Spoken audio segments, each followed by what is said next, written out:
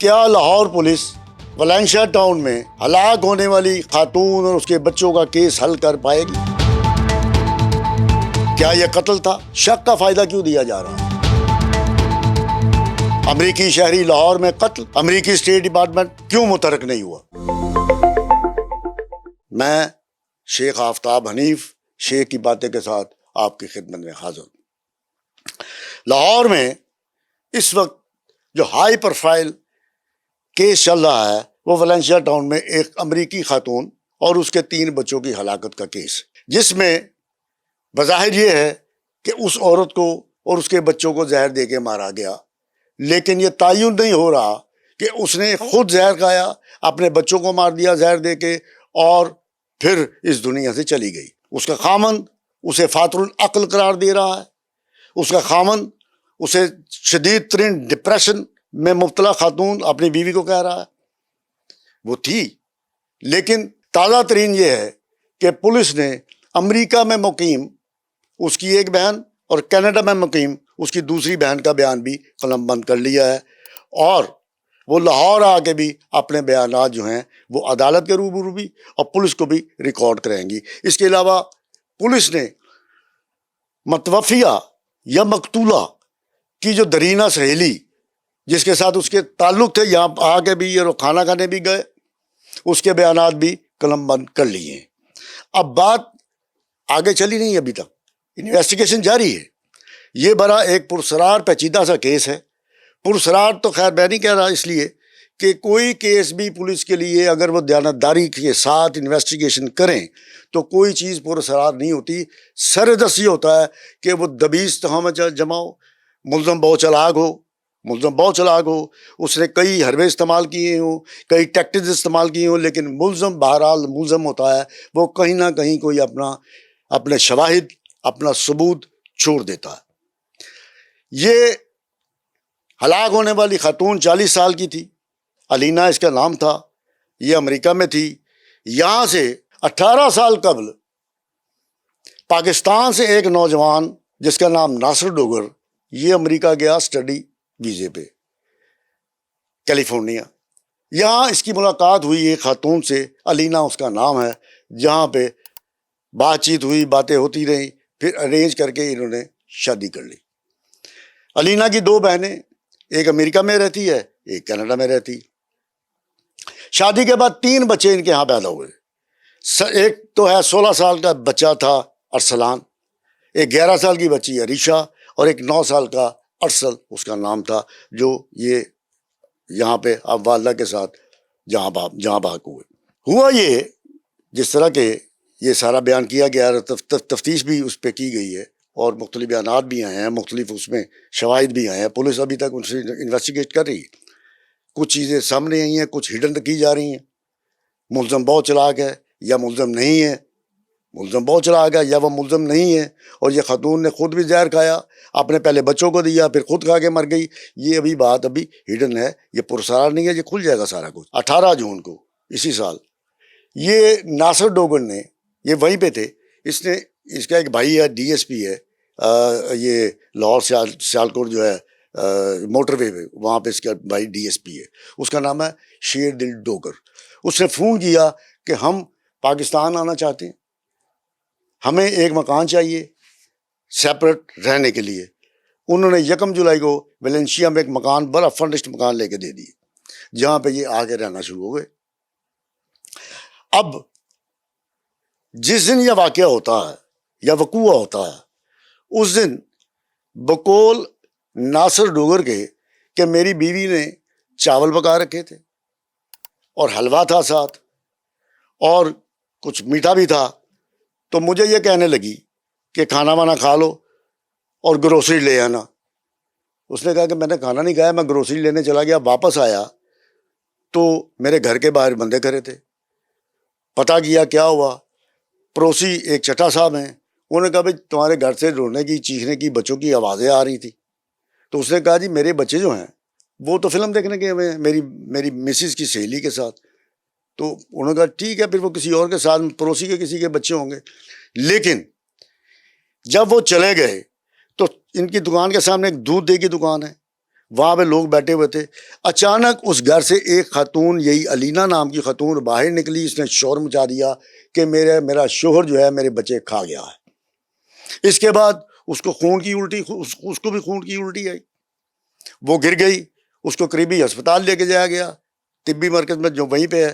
وہ بیچاری وہاں پہ جاں بحق ہو گئی. اب پولیس آئی. ناصر ڈوگر کا یہ کہنا تھا کہ میرے بچے فلم دیکھنے گئے ہوئے ہیں, لیکن ہوا یہ کہ لانڈری میں, جو ساتھ والی گھری میں آگے جا کے لانڈری مکانوں کے ساتھ ہوتی ہے, وہاں پہ 3 بچوں کی چادر میں لپٹی ہوئی لاشیں اوپر تلے پڑی ہوئی تھی, جسے دیکھ کے ناصر ڈوگر نے شور مچا دیا. پولیس آ گئی, اس کو حراست میں لیا, اس کا بیان کرنا بند کیا, اس سے سوالات بھی کیے گئے. پولیس رائے کے مطابق 21 سوالات اس سے کیے گئے, لیکن اس نے متضاد جواب دیے, کبھی کچھ اور کبھی کچھ. پولیس نے ابھی تک اس کو ملزم ڈکلیئر نہیں کیا. اس کی وجہ شاید کوئی انفلوئنس ہو, کیونکہ یہ بھی تو امریکی شہری ہے. اب پاکستانی نژاد 3 بچے اور ایک ان کی ماں خاتون یہاں پہ ہلاک ہو گئی. اس کا خاوند بھی ناصر ڈوگر جو ہے وہ امریکن نیشنل ہے. اب بات یہ ہے کہ پولیس ابھی تک کسی نتیجے پہ کیوں نہیں پہنچی. اس کی وجہ یہ ہے, میں بتاتا ہوں. اس کی وجہ ہے کہ یہ ایک کیس ایسا ہے جس میں دبیز تہیں ہیں جن کو ابھی کھولنا ہے. ابھی سچائی کی پرتیں کھلنا شروع ہو گئی ہیں. ناصر صاحب کا یہ کہنا ہے کہ اس کی بیوی جو ہے, اس کے والدین فوت ہو گئے تھے, وہ ڈپریشن میں تھی. والدین تو سب کے مر جاتے ہیں, اس کی بیوی کو نہیں پتا بڈھے والدین نے مر جانا ہے. کوئی بندہ جیتا رہے گا, اس کے والدین نہیں مر گئے, اس میں ڈپریشن والی کیا بات تھی. اس کی دوست کا یہ کہنا ہے جو یہاں پہ تھی کہ علینا جو ہے وہ اپنے خاوند کی وجہ سے بہت تنگ تھی. اور پھر اس کی بہنوں کا آج جو بیان لیا گیا ہے, انہوں نے یہ کہا ہے کہ ہماری بہن واقعی ڈپریشن میں تھی, دوائیاں استعمال کر رہی تھی, لیکن اس حد تک ڈپریشن نہیں تھا کہ وہ بچوں کو مار کے خود مر جاتی. اب وہ آگے بھی بیان دیں گی. یہاں پہ کوئی بھی بندہ, خاص طور پہ خاتون, اپنے بچوں کو اس طرح سے مار کے زہر کھا لے, پھر آگے یہ کہے کہ میرا خاوند میرے بچے کھا گیا ہے. اگر اس کو اتنی نفرت تھی کہ وہ بچے قتل کر کے وہ تمام کا تمام قتل اپنے خاوند پہ ڈالنا چاہ رہی کسی وجہ سے, تو وہ اپنے خاوند کی کیوں نہیں مار رہی؟ اگر اس نے یہی کچھ کرنا تھا تو امریکہ میں کیوں نہیں کیا؟ اگر اس نے مرنا ہی تھا اور اس نے مرن مٹی میں لی ہوئی تھی تو امریکہ میں مر جاتی. زہر کہاں سے آیا؟ وہاں سے کوئی ایسی شیشی ویشی نہیں ملی جس میں زہر ہو. ہاں, فرنزی کے لیے چاول بھی, حلوہ بھی, پلیٹیں بھی, یہ سب کچھ وہ پولیس نے اپنے قبضے میں لے کے فرنزی کے لیے بھیج دیا ہے. اس کا پوسٹ مارٹم بھی ہو چکا ہے, اس کے معدے کے اجزاء بھی آ جائیں گے, ذہنی کیفیت بھی آ جائے گی, سارا کچھ آ جائے گا, کوئی چیز ڈھکے چھپنے والی نہیں ہے. اور پھر وہ جو ٹی وی کی جو فوٹیج ہے وہ بھی پولیس نے حاصل کر رہی ہے, جس سے وہ اپنے پڑوسی سے بات کر رہا ہے بڑے اطمینان کے ساتھ, اور یہ کہہ رہا ہے کہ میں گروسری لے کے آیا تھا. اس کے بیان یہاں پہ بھی متضاد ہے. پولیس نے ابتدائی تفتیش کے بعد ناصر ڈوگر کو چھوڑ دیا. سوال یہ ہے کہ اس کو چھوڑ تو دیا گیا ہے, انویسٹیگیشن ہے, اس میں لا کی ایک شک کی گنجائش ہوتی ہے, کیونکہ ابھی چلان مکمل نہیں ہوا, عدالت میں پیش نہیں ہوا. اس کو جوڈیشل تو بھیجا نہیں جا سکتا, عدالت نے بھیجنا, پولیس نے بھیج سکتی. ابھی اس کو عدالت کے سامنے پیش نہیں کیا. لیکن اس کو چھوڑنے کے بعد کیا یہ درخواست دی گئی ہے کہ اس کا نام ایگزسٹ کنٹرول لسٹ میں رکھا جائے تاکہ یہ بھاگ نہ جائے؟ امریکی پاسپورٹ ہے اس کے پاس, کیا وہ علاقہ غیر میں نہیں بھاگ سکتا؟ یہاں سے افغانستان چلا جائے, افغانی یہ کہیں کہ پاکستان کا دشمن آ گیا, اس کو پناہ دیں, پاسپورٹ اس کے پاس ہے, وہاں سے جہاں بھی جا سکتا ہے. پھر اسی رات بتایا یہ گیا ہے کہ اس خاتون کو زیورات اکٹھے کرنا بھی شوق تھا. ظاہر مالدار عورت تھی, امریکن تھی, ہر عورت کو شوق ہوتا ہے کہ میں زیورات یہ وہ, اس کو بھی شوق تھا.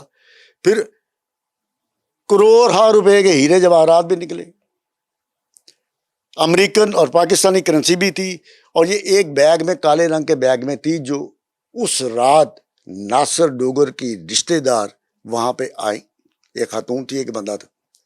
وہ اندر گئے, پولیس نے روکا, انہوں نے کہا جی ہم دیکھنے آئے ہیں, جی یہ ہمارا سامان ہمارے بھائی کا پڑا ہوا ہے, کوئی لینا جائے تو ہم چیک کرنے ہیں. واپسی کے ان کے ہاتھ میں ایک بیگ تھا. جب پولیس نے ان کو روکا اور کہا کہ پہلے بیگ چیک کراؤ, جی تم لے کے کیوں جا رہی ہو؟ جب دیکھا تو اس میں سے جواہرات بھی نکل آئے, اس میں سے کرنسی بھی نکل آئی. سوال یہ ہے کہ ان جواہرات اور کرنسی کا ان کو کیسے پتہ چل گیا, اور وہ خاص طور پہ اس کو لینے ہی کے لیے کیوں آئے.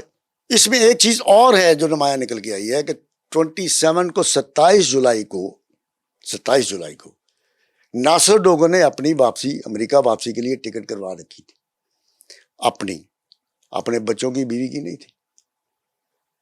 اس کا یہ کہنا ہے کہ ہم لوگ یہاں پہ آئے تھے, میں اپنے بچوں کو ڈاکٹر بنانا چاہ رہا تھا.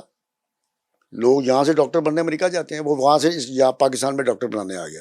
پھر میں نے مذہبی تعلیم بھی ان کو دلانی تھی, تو میں نے یہ کہا بیوی کو کہ تم لوگ یہاں پہ رہو, اگر تم یہاں پہ ایڈجسٹ ہو جاتے ہو تو پھر یہیں پہ رہو, میں مال وہاں پہ سمیٹا کر کے یہاں پہ آ جاؤں گا.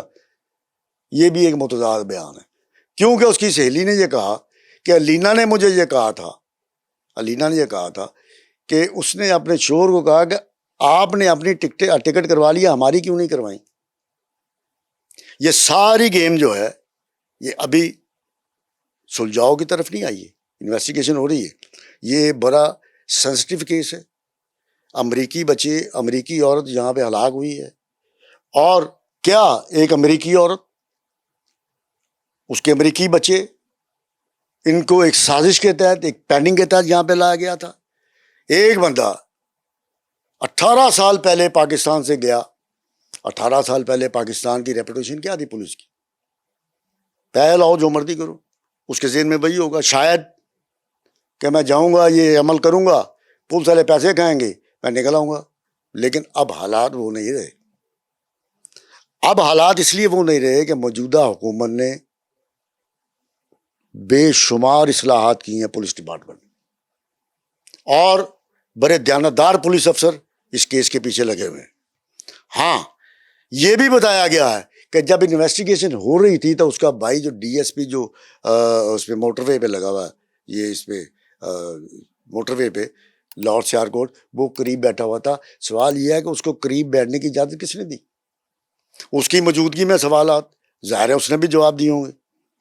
پسرور کے رہنے والے ہیں, لاہور میں تعینات ہے, وہ امریکہ سے آیا.